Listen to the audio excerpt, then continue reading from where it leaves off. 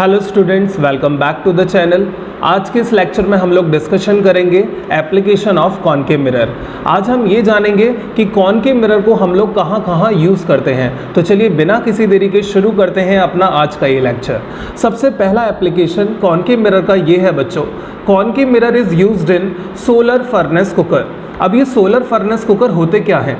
जैसा कि आप इमेज में देख रहे होंगे, हमारे पास एक काफ़ी बड़ा कॉनकेव मिरर होता है। उस कॉनकेव मिरर का फेस हम लोग सन की तरफ करते हैं, जहां हमारा सन मौजूद है। अब बच्चों, कॉनकेव मिरर से सन की डिस्टेंस काफ़ी ज़्यादा है, तो हम कह सकते हैं इस समय सन है इनफाइनाइट डिस्टेंस पर फ्रॉम द कॉनकेव मिरर। अब अगर बच्चों सन हमारा ऑब्जेक्ट बन गया है इस कॉनकेव मिरर के लिए, तो सन से आ रही होंगी पैरेलल रेज, क्योंकि इन्फिनिटी पर अगर कोई ऑब्जेक्ट होता है तो वहां पर हम क्या कंसिडर करते हैं कि वहां से हमेशा पैरेलल रेज आकर मिरर पर गिरती हैं। अब आप खुद सोचिए, जब इस कॉनकेव मिरर पर, और इस कॉनकेव मिरर का दूसरा नाम होता है कन्वर्जिंग मिरर, और जब इस कन्वर्जिंग मिरर पर बच्चों इनफाइनाइट दूर किसी ऑब्जेक्ट से पैरेलल रेज आकर गिरेंगी, तो ये मिरर उन सभी रेज को कन्वर्ज करने की कोशिश करेगा, राइट। सभी रेज को मिलाने की कोशिश करेगा, और जहां पर भी हमारी सभी रेज मिलती हैं वहां क्या होता है हमारा फोकस, और उसी फोकस पर हम लोग क्या करते हैं, अपना बर्तन रख देते हैं जिसमें होता है खाना। लेट सपोज आपको पकानी है बिरयानी, और अगर आप बिरयानी पकाना चाहते हैं तो जहां पर भी वो रेज कन्वर्ज होंगी, मीट करेंगी, वहां फोकस होगा, और वहीं पर हम अपना यूटेंसिल रखते हैं जिसमें वो खाना पकाया जाता है। अब वो खाना पक कैसे जाता है? आंसर इज वेरी सिंपल, क्योंकि बच्चों वो जो रेज आ रही हैं वो है सन की रेज, और सन की रेज में क्या होती है, दैट्स हीट, और वही हीट जब एक साथ एक पॉइंट पर कंसंट्रेट होगी तो वहां पर हीटिंग इफेक्ट से वो खाना कुक हो जाएगा, और कुछ ही देर में वो खाना बन जाएगा रेडी टू ईट। तो ये है पहला एप्लीकेशन कॉनकेव मिरर का। आई होप आपको पहला एप्लीकेशन अच्छे से समझ आ गया होगा। अब हम बात करते हैं सेकंड एप्लीकेशन की। सेकंड एप्लीकेशन है बच्चों, concave mirror is also used in search light, torches, so and so. अब बात करते हैं सर ये सर्च लाइट या टॉर्चेज में कैसे यूज होता है। देखिए, जैसे कि आप स्क्रीन पर देख रहे होंगे, हमारे पास एक सर्च लाइट है, और सर्च लाइट में आपने देखा होगा बहुत ही स्ट्रॉन्ग फोकस होता है। जब आप इसे ऑन करते हैं तो फोकस काफ़ी ज़्यादा हाई इंटेंसिटी का सामने बनता है।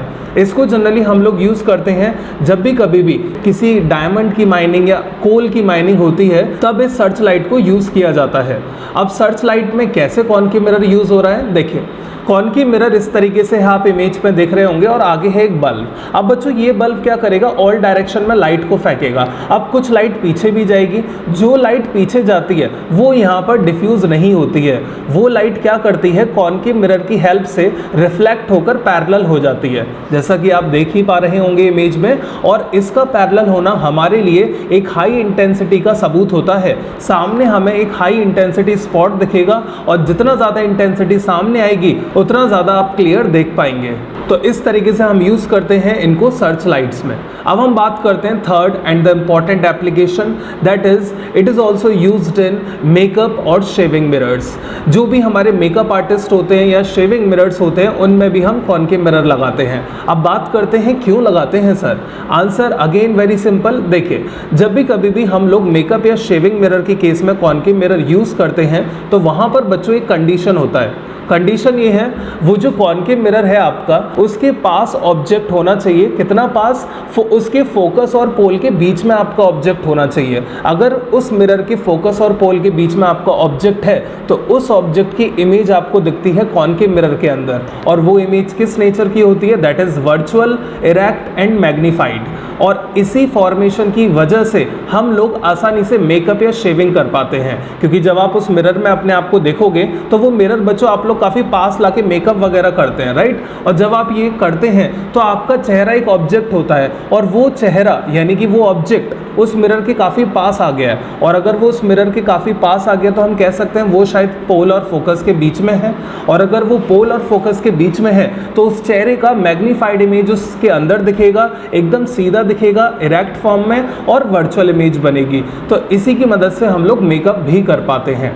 Now the last but not the least, that's the fourth fourth case, it is also used in dentist tool. अब ये डेंटिस्ट टूल तो आपने देखा ही होगा, अगर वैसे आप लोग गए हों कभी डेंटिस्ट के पास, अगर आपके टूथ में कैविटी या कोई प्रॉब्लम हुआ हो तो आपने देखा होगा एक डेंटिस्ट टूल होता है। ये मैंने आपको इमेज में भी दिखा रखा है।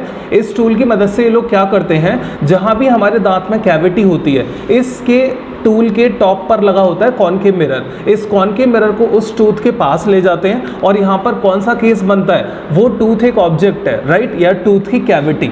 अब बच्चों यहाँ पर क्या होगा, वो जो टूथ है, हम कोशिश करते हैं वो जो मिरर है उस मिरर का एक फोकस होगा और अपना खुद का पोल। अगर फोकस और पोल के बीच में वो टूथ आ गया कैसे भी करके, तो उसका एक मैग्नीफाइड वर्जन उस मिरर के अंदर होगा, राइट। तो उस टूल की वजह से डेंटिस्ट लोग क्या करते हैं, उसमें उस कैविटी को जूम करके यानी मैग्नीफाइड करके देख पाते हैं कि कैविटी कहाँ है, कितने एरिया में फैला हुआ है, और उनको इसको ऑपरेट करने में आसानी होती है। तो ये आज हमने डिस्कस किया बच्चों कॉनकेव मिरर एंड उसके एप्लीकेशन।